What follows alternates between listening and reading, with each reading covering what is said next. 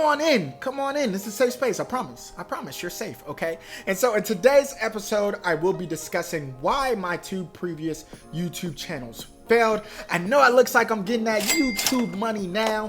Get money. He got money. Get it all for him.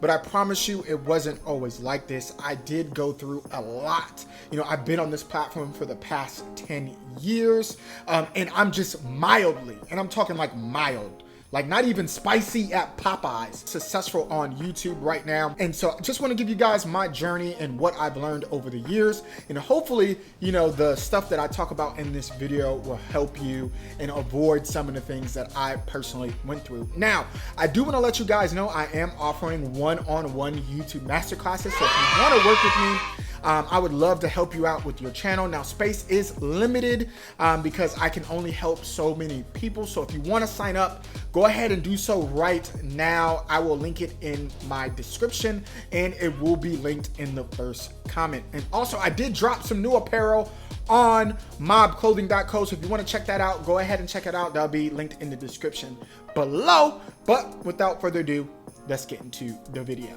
So if you guys do not know, my first channel was called Antonio Williams, just my government name. Super creative. And I created this channel, you know, while I was in college. I was, I think, a sophomore at Florida A&M University.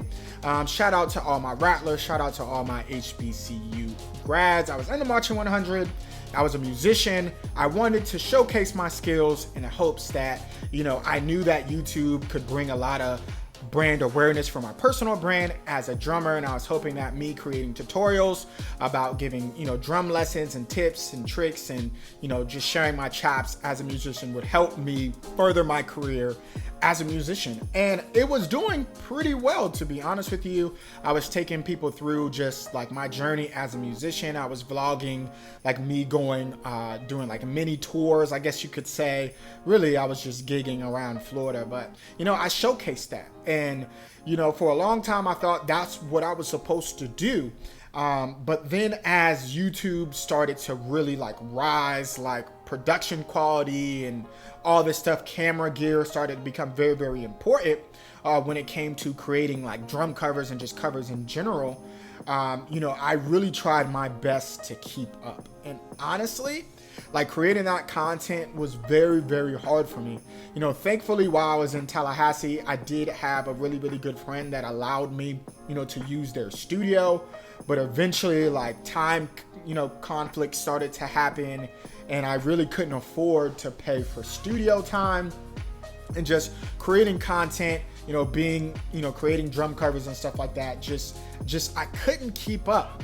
And then on top of that, what I didn't realize is that at that time, like I couldn't monetize that content either. Drum covers, if you do not know, you know, it's copyrighted music. So I couldn't monetize the views that I was getting. You know, I was getting frustrated. Like, and even at that time when I was in college, I really wasn't so concerned with the money, but just the time that it took, just all these things. I just wasn't getting the response that I thought I would get. It was just very, very hard for me to create those type of videos. And then I always needed help to create the videos. You know, my ex-girlfriend at the time really, really helped me create those drum covers as well. You know, shout out to you. But yeah, it's just really, really hard to create that content. And I literally just couldn't keep up with it. You know, and I was very, very down on myself. I was frustrated because I knew the power of YouTube back then, but I just couldn't continue creating the content. So I got extremely burnt out to the point to where I stopped creating videos on that channel for I think, you know, 6 months to a year. Now, during those 6 months to a year, I was still helping other people on campus with their content, right? Man said these right here is not jeans, bro. I've been looking at this man pants for the whole time. I was like, bro, that's some nice jeans. He said, no, they're not jeans. He said they joggers, bro. Look how good they done got with the material. Look at the seam. Look at the seam. PacSun, hit up PacSun. Bro, I gotta go to PacSun. PacSun. I gotta go to PacSun. Right. I see. That gets you right, bro. I see. Look at the fit too. Got the shoes real clean. They feel like sweatpants. Bro, I gotta get some. Sweatpants. I gotta get some. Yeah. I'm slacking. I'm just breathing. Just breathing. Just breathing. Real breathable. I mean, just breath of fresh air. A nice breath of fresh air. So it still kept that itch alive while I was trying to figure out, you know, what I should do with my YouTube channel, right? Because I knew I wanted to create content. I just couldn't keep up with creating drum covers. I just financially couldn't do it, right? So eventually I got to the space where I was like, man, you know, I really have a passion for fashion and sneakers. So that's what I did. So I created fashion and sneaker content. I did sneaker reviews. I did some kind of like try on hauls. I guess you can say that's what people call them now, or clothing hauls.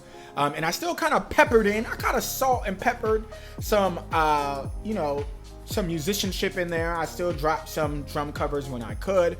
I still had different vlogs still, you know, kind of just showing my life as a, you know, college student and just all that type of stuff.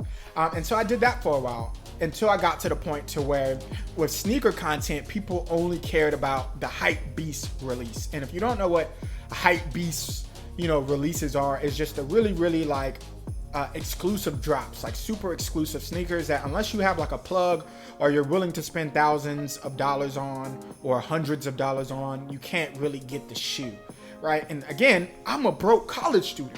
Like my pockets was lacking. My checking was not talking to my savings, okay? I can't eat. I'm broke, nigga. I'm broke. I got to the point so I could no longer create that content either. So what I tried to do was like whenever like a new release was coming out, I would try to use like PNG images to kind of still like get the effect of having the sneaker in the video without having the video. That was my finesse, you guys. But even that, you know, didn't really work out because people still wanted like on feet videos. And during that time I was watching like Bull and like Tony D2 Wild, Mr. Fomer Simpson, just a whole bunch of people. Shout out to Mr. Fomer Simpson, man. He from the crib. And so I love their videos, but I just couldn't like recreate it, right? And so that was me for a long time. And so I was really depressed because I was like, man, what am I going to do, right? Now this, obviously I'm giving you the abridged version because this is like 5, 6, 7 years of like me creating content on and off, not being consistent, me trying to figure out what content I can create. Like, and I was super frustrated until I landed on this channel here that I created about 2 years ago. And even then, when I first started this channel, I was doing like reaction videos and just kind of create content until I really landed on digital marketing, entrepreneurship, and my passion. So I gave you that story to let you guys know kind of like my backstory, and I want to give you the 3 most important things I've learned in the span of like literally 10 years of being on YouTube. Super inconsistent. Like I literally know all the things not to do as a YouTuber, okay? And the first thing I would tell you is nail down your niche, people. Know your niche. If I could have just known my niche, like I could have saved years and years of time and heartache. Now, granted, in my scenario, I was a young college student just trying to figure it out, right? But if you're starting now, right, know your niche. I cannot stress that enough. If you know your niche, if you know the content that you're passionate about, and that you know that it's a sustainable area of content creation that you can create, I promise you, you will be successful in the next 3 to 5 years. Or maybe in 6 months, who knows? That's just how YouTube works. But if you can create the same content for years and years and years, I promise you, you will blow up. Even if you make 1 video a week, if you're consistent over time, you will be successful. One of my favorite quotes that Sean Kennel says is that people underestimate what they can do in 5 years, but overestimate what they can do in 1 year.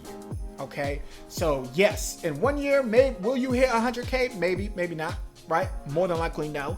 But will you hit 100K in 5? Probably, if you stay, you know, consistent, create good content, you know, keep people engaged. So yeah, knowing your niche is so critical, you guys. The second thing that I would say is super important. Once you figure out your niche, learn how to tell your story. Storytelling is so important. I don't care if you create educational content, entertainment content, learning how to tell a story is pivotal for your personal brand and your YouTube channel. Like, people want to know your lifestyle. People want to get behind the scenes. People want to build a relationship with you. Like, telling your story is the most important thing that you have on YouTube, okay? And I wish I would have did that more. I think for me, you know, when I was creating content, I didn't actually share with people what I was going through. I didn't share with people, you know, how hard it was for me to actually create drum covers. I didn't show people the behind the scenes of me creating drum covers, or, you know, my struggles with creating content. Like, I just showed them the content. I didn't give them any backstory. And so one of the main things and the strategies that I want to implement, Jim, you know, this year is giving you guys more backstory of my entrepreneurship goals, more backstory of me creating my YouTube channel and, you know, creating YouTube content. Like, that builds know, like, and trust. That builds a community.